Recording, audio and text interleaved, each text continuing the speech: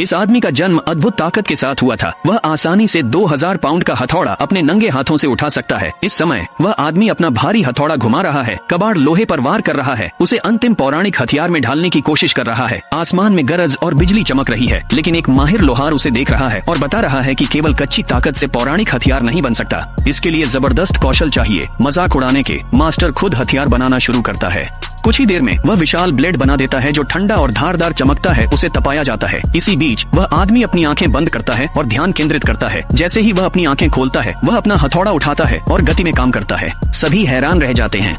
कुछ मिनटों में वह आदमी एक लंबी तलवार बना देता है। हैरान करने के लिए वह तपाने के लिए मिट्टी का इस्तेमाल करता है। सभी लोग हंसने लगते हैं, सोचते हैं कि उसकी तलवार मास्टर की भारी ब्लेड का मुकाबला नहीं कर सकती।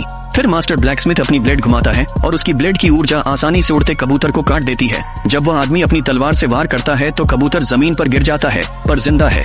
यह देखकर सभी लोग हंसने और उसका मजाक उड़ाने लगते हैं। उसकी तथाकथित दंत कथाओं वाली तलवार को कबाड़ बता देते हैं, जो एक कबूतर तक नहीं मार सकती। लेकिन वह आदमी शांतिपूर्वक जवाब देता है कि कबूतर पहले ही मर चुका है। जैसे ही वह अपनी बात पूरी करता है, अगले ही पल न केवल कबूतर तुरंत मांस और हड्डियों में बंट जाता है, बल्कि उसकी कंकाल ऐसे चलने लगती है जैसे वह जिंदा था। सभी लोग जो देख रहे हैं उससे पूरी तरह हैरान रह जाते हैं। कहानी है कि अगर कोई हथियार तेज हो तो जिस चीज को वह काटता है वह तुरंत नहीं मरती, बल्कि जिंदा आवाजें निकालती उन्हें दोहराती है। अब सभी को एहसास होता है कि कोई साधारण इंसान नहीं है, मार्शल आर्ट्स की दुनिया का सर्वोच्च रैंक वाला तलवार बनाने वाला उस्ताद है।